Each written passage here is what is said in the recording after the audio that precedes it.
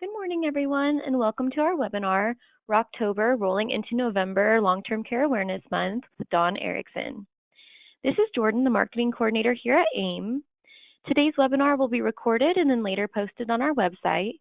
This does mean that all attendees will be automatically muted so that we get a quality recording. If you have any questions, go ahead and type them into the chat box and we'll try to answer them throughout the presentation.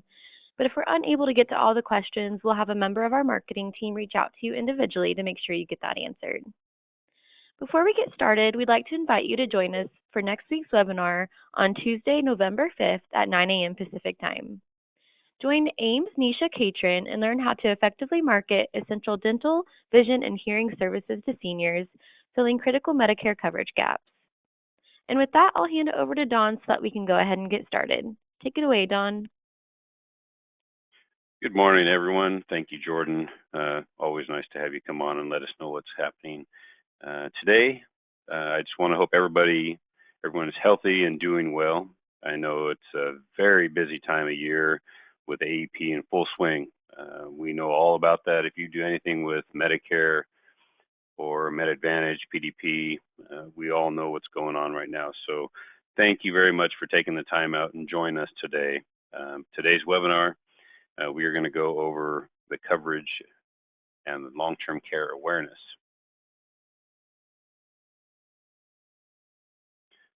Like it says, November is Long-Term Care Awareness Month. We're going to roll into it quickly. As the holidays get closer, the opportunities arise to talk with loved ones about what we would want to happen if and when an extended care event is upon us. These things do happen. So we're going to look at a lot of options. The best way and the best ways to provide financially for those goals often that come up. Today we will go over the whys, questions, participation, statistics, and insurance products designed to shift risk of those such events. This is an easy way to also talk about long-term care and the extended short-term care products that aren't in every state, but we want to make sure that everybody's fully aware of how they work. You have the opportunity to grow your business and help your loved ones all at the same time in doing this.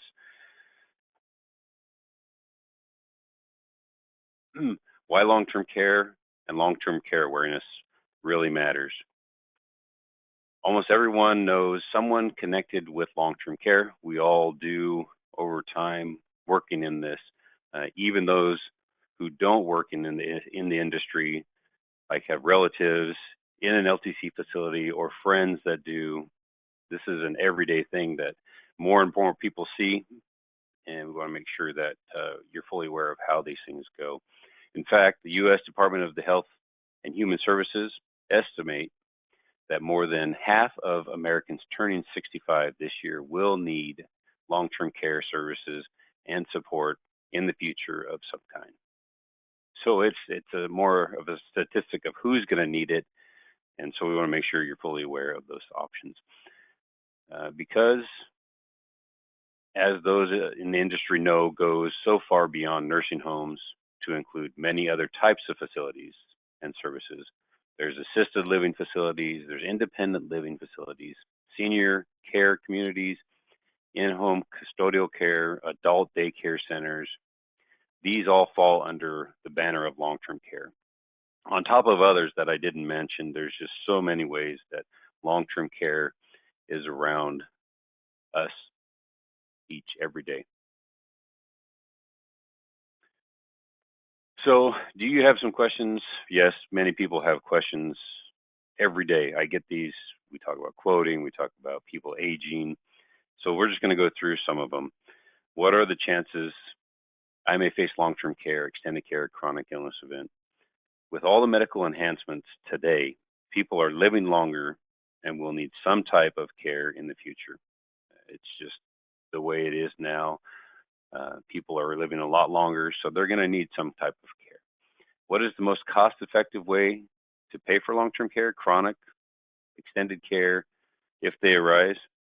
Well, the best way is to buy a policy that will help cover at least some of the expenses, take off the stress off of your family, your friends, your spouses. It doesn't have to be a full-blown, full meal deal policy. If you have some kind of retirement right now, you have a number that you want to take care of, well, you can supplement that by getting a long-term care policy or a policy that will help with services that will come up that will take some of the stress away from family members.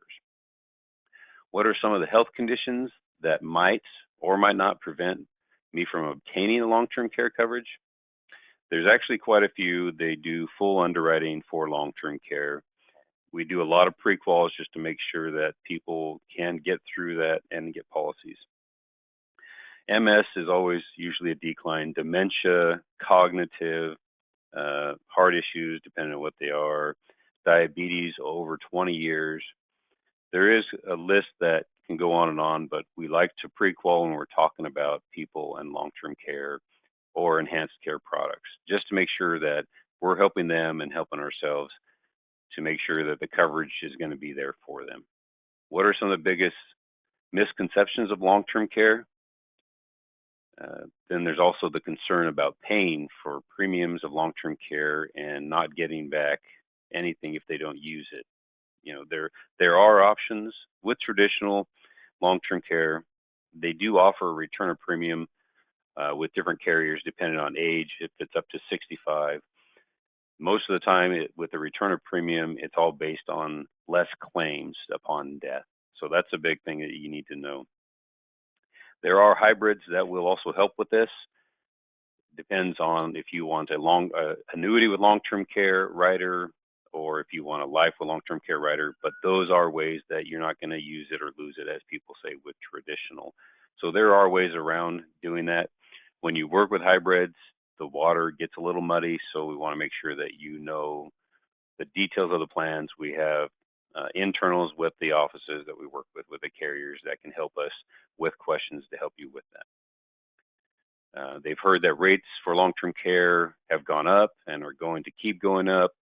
Is that true?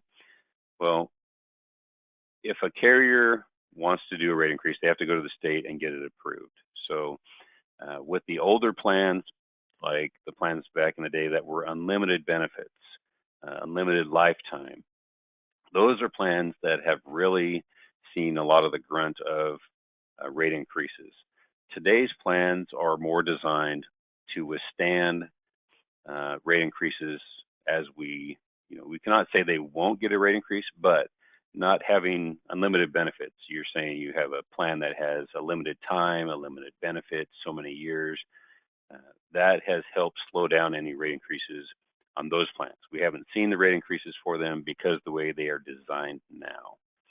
So those are big things that you can talk about when people are asking about rate increases and if they're going to have a rate increase. The way they're designed now is to help prevent rate increases by the design. Isn't Medicare the best way to pay for long-term care? Well, with Medicare, you have to spend down basically to really nothing, and then you're on the mercy of the government saying where you can and cannot go into a facility. Do facilities take them? Some facilities have a maximum Medicaid beds, so you have to make sure that you can get into a facility. They're very limited. I've seen it firsthand, and it can be very ugly working with my father-in-law and other friends that I've known just to spend down. My father-in-law had to spend down, and I tell you, they leave you with like $49 a month is what they would give him for the facility that he went into, that he was approved to get into. And so when you're working with Medicaid, that's really not an option that I like to even talk about, because you're spending down to everything you have just to be taken care of in a facility that is not to par, if you ask me. So, but it is available. I'm not saying it isn't, but I want to make sure I give you the best options for your clients for their best interest in the future. Why participate in long-term, or ways to participate in long-term care awareness month? Always talking to loved ones. Discuss what you want to happen if you need extended care, how to financially provide for those goals. Consider your own situation. Take a look at your financial and medical situation and about your options. As me personally, I was fortunate enough when I started here at AIM. I was very young. I actually was approached with a group plan that we had here in the office. It was a 20-year buy-up plan, so you pay 20 years and you're done. And hindsight 2020, I got a plan when I was 27. My policy was paid up when I was 47. No more premiums cannot be increased for rates. And I tell you, hindsight is 2020. I mean, I'm blessed in a way that who at 27 in their right mind is actually going to buy long-term care, but for what it was for me, it was perfect. So educate others, letting adult children know your plan and show them the resources that you've discovered and that are there for them. They're a younger age, so premiums are going to be the best for them. Health is usually a great thing, so they're going to get through underwriting and get the best rates, usually at a premium level preferred. So it's all about talking, educating, and considered situations and making sure you know what you're wanting and participating in. Preparation's a very big thing. You want to make sure that the best way to prevent a crisis is to plan for it. Plan for the need before the care transition happens. Healthcare planning, wills, power of attorneys, trust, advance directives, estate planning. These are all things that are just you're preparing for stuff that's going to be coming in the future. And we talk about it a lot during holidays. Parents, loved ones, we know it's firsthand. We know what's going on, so we want to make sure that you have all the tools you need to talk to your loved ones, friends, families throughout the season. A list of statistics surrounding long-term care in the United States, and it's kind of straightforward, but I like to go through these. 78% of adults are getting long-term care at home, rely solely on family and friends for their assistance. It's very true. The average caregiver is a woman around 46 years of age. So some people that are actually helping give care, are their mid 40s. So on average, the caregiver spends about 21 hours per week assisting their parents or family members. That's a very true fact. I've got some other stuff we'll talk about too when it comes to that. Over 90% of family caregivers have had to alter their work schedules permanently to care for their loved ones. Their own family, they have to take time out of their own work to help take care of them if they didn't have any long-term care or some kind of insurance to cover that. Around 40% of caregivers have to switch from working full-time to part-time.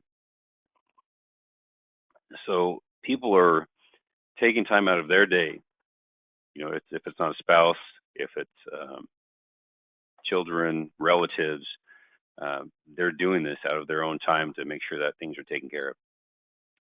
Close to half said that they had to skip vacations or other personal activities in order just to take adequate care of their loved ones, their moms or dads or grandparents.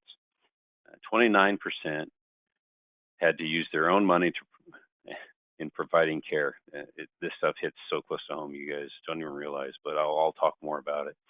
More than 10% had to move in order to get closer to their families members that need care. Around 10% had to take pay cuts at their full-time job just to get a way to help take care of family. So in saying all this and the statistics, we as our family are actually going through this, a lot of these statistics right now. Sorry, I get choked up a little bit when I talk about this. My mother-in-law, she was diagnosed with Alzheimer's back in October. So between myself, my wife, her brother, her sister, working around schedules to support her. She just recently got her license taken away. She had to take a MOCA test. A MOCA test is actually something that tells how their skills are still, what they can do, what they cannot remember, kind of stuff. So last year she scored an 18 out of 30. This year she scored a 13 out of 30, which is not very good.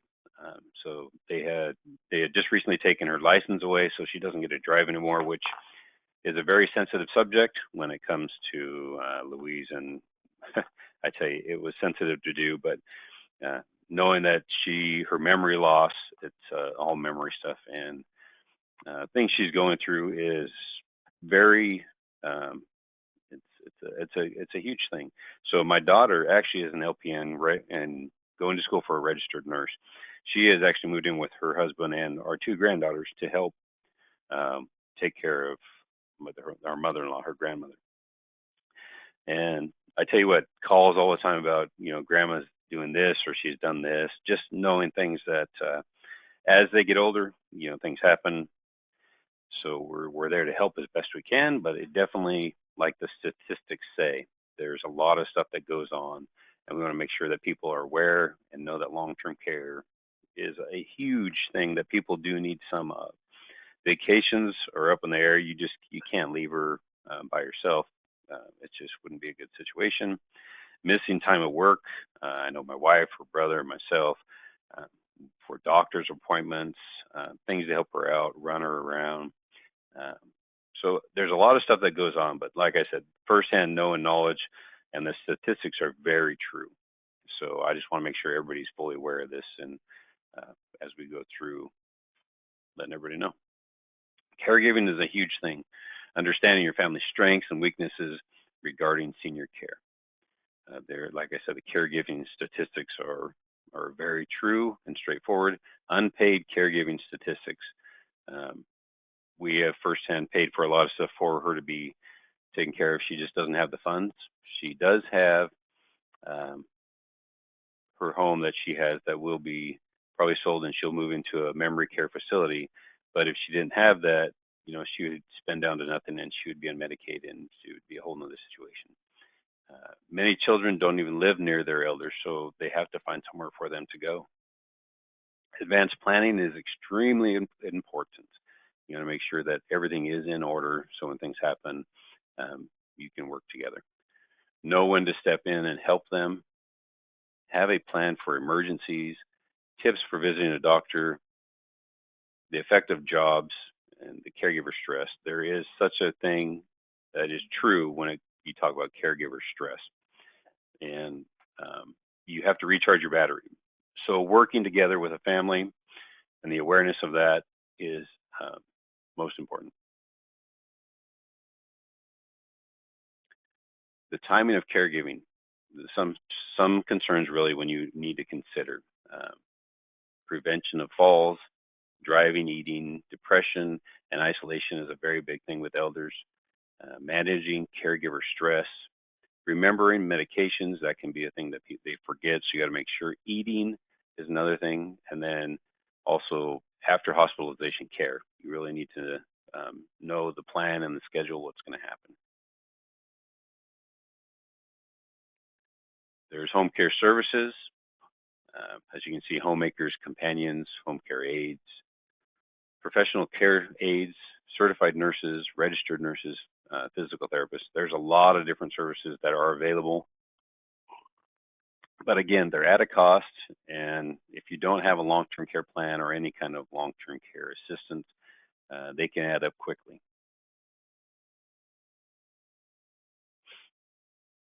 Needs of seniors for ADLs, activities of daily living, things to make sure that you're aware of. Independent living activities, using a telephone, that's a very big thing we know firsthand. Doing light or heavy working or housework, cleaning, preparing meals. They forget about meals. They forget to eat, so you need to make sure that all of these things are taken care of. Shopping for groceries and errands, having people to do that for them. Light bookkeeping as their bills come up. Taking care of their financing is a big thing. Driving to doctors, so they're going to need someone. There's people for people, or you just have to schedule it with family. Personal care activities, that's the big thing with ADLs. Bathing, showering, personal care, dressing, eating, getting out of bed from a chair, using the bathroom, walking, climbing stairs. Cognitive is a huge thing. That's half of the long-term care by itself. Can a senior be left alone safely? You have to ask that question, and all the questions that go along with long-term care.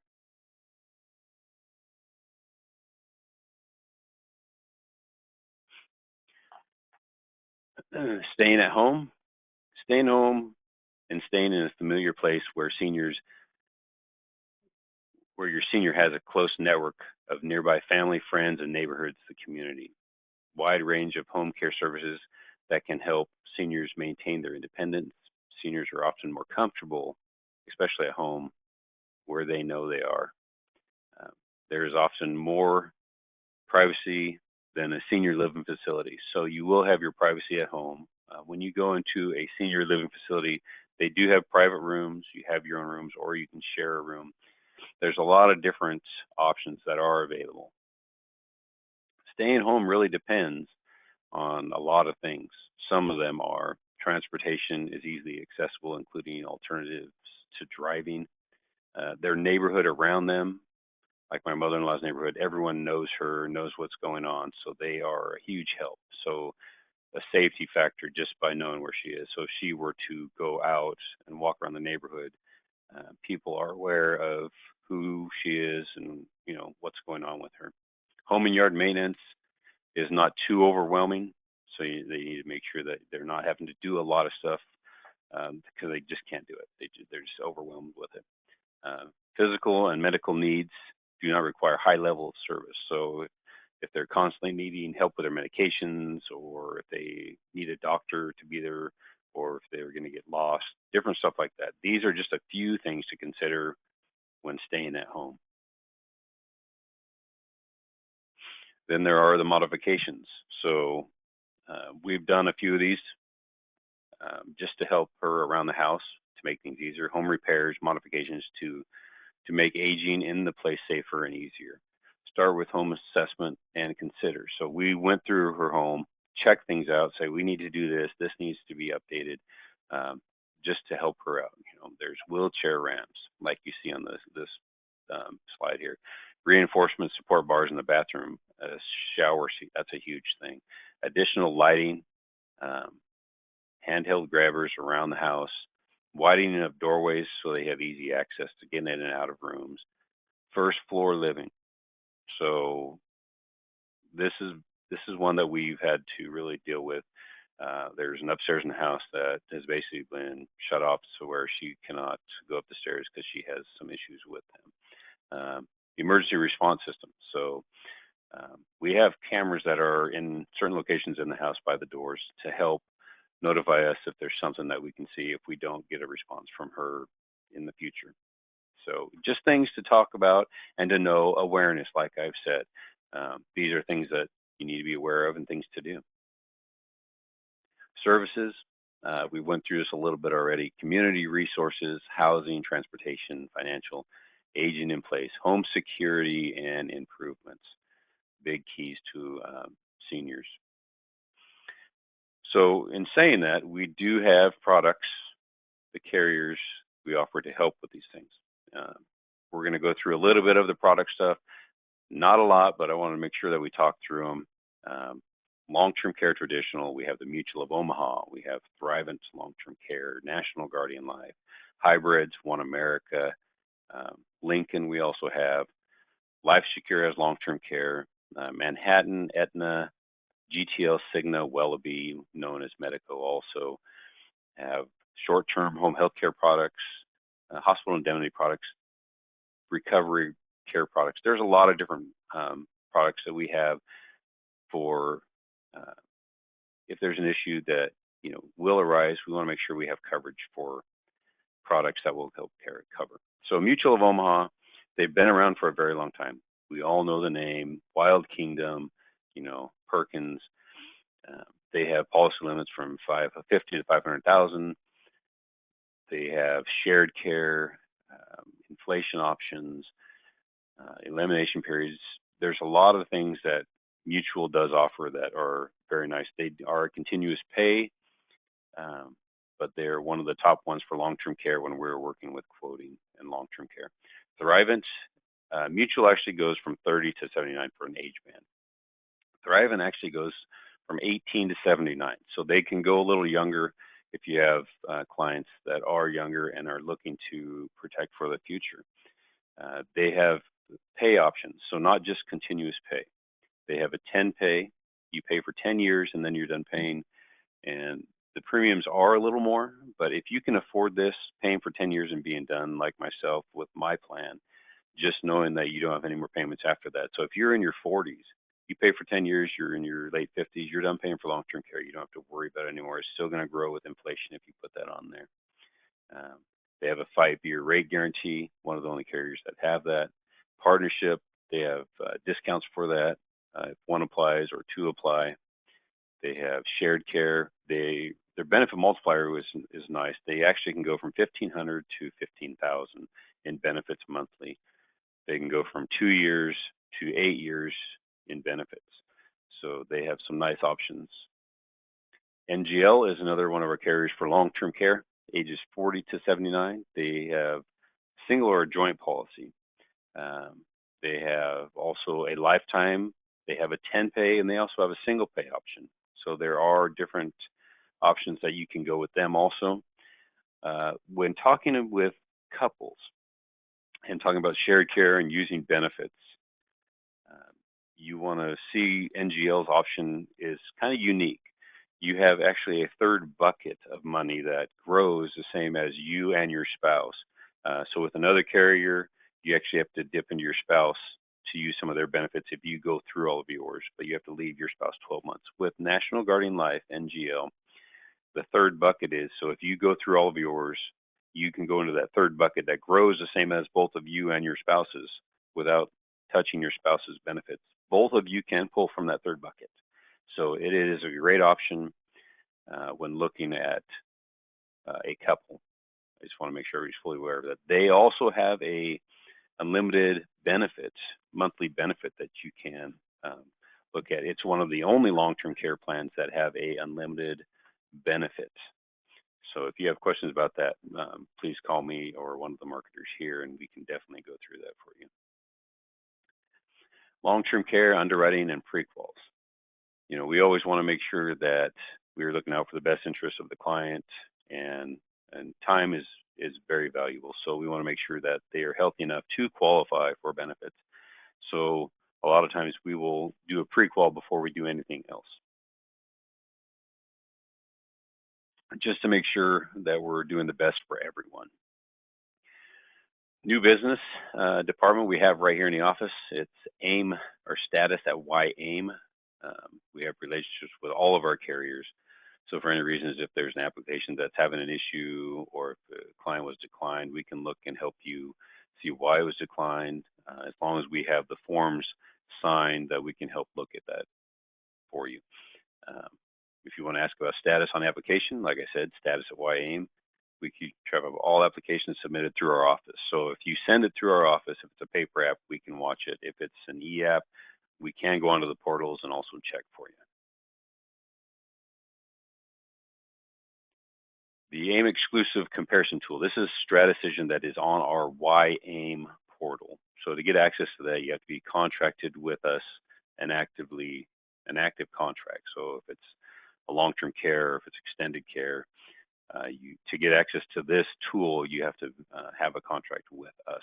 But you can actually show a mutual, a National Guardian, and a Thrivent side by side to see what the premiums are and how their benefits look. Great tool, and you can definitely compare side by side, or you can run 3 quotes the same for one carrier, but it gives you those options. I want to make sure everybody's fully aware of that. But that is on our yaim.com.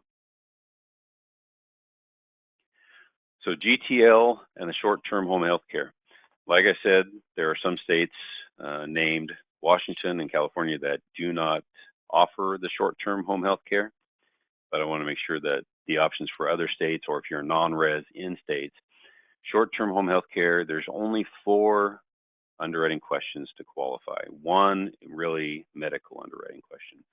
The questions are you already in a facility or getting home health care type benefits? Can you function the ADLs of daily living or cognitive? The biggest one is cognitive. The third question is, have you been diagnosed or a physician seen you? The question is with Alzheimer's or any kind of dementia. And then the fourth question is, in the next 60 days or 90 days, are you going to have surgery or going into a facility? That is it. If you can answer those 4 questions, you can get this product. Like I said, not approved in Washington and California, but this is a great plan. Premiums are for what they are. I mean, you can get a mid-60s person for a great premium. You get 3 different benefits built in. Let's just say you're going to do a plan B, so you have to do plan B for everything. You're going to get $300 a day plus short-term aid benefit of $80 a day, and then also your prescription drugs, $10 or $25 per prescription that you would get, up to $600. So depending on which plan you pick, it is very helpful for people that are on a limited budget. Aetna also has a home care indemnity plan, benefits up to $1,200 weekly, up to 52 weeks, ages 50 to 89. They also have a recovery care plan that's facilities plus a home health care rider. So there are some great options with GTL and Aetna and a few other carriers that we do have to work with. In saying that, the biggest thing we need to know before you can write these is contracting and certifications. I personally went through and did my own recently, 24 hours of certification, got my license, E&O. The biggest things to know before writing: your E&O insurance, your long-term care CEs, your anti-money laundering. If you're doing a hybrid with long-term care, anti-money laundering is required. 2 hours. It doesn't take 2 hours, but you get a CE for that and you're done. Long-term care CE. A lot of states, the first initial one is 8 hours, then refreshers are 4 hours every 2 years, and then your E&O insurance. So make sure you're fully up to speed. If you don't have contracts and you want to appoint with us, give us a call. We can also do that for you and get you up to speed and get going. With that, I wanted to thank you all for your time today. Like I said, very valuable. We will reach out to you later today or tomorrow. If you have any questions, you can also give us a call anytime, 800-672-7202. Enjoy the day. Thank you for being with us today.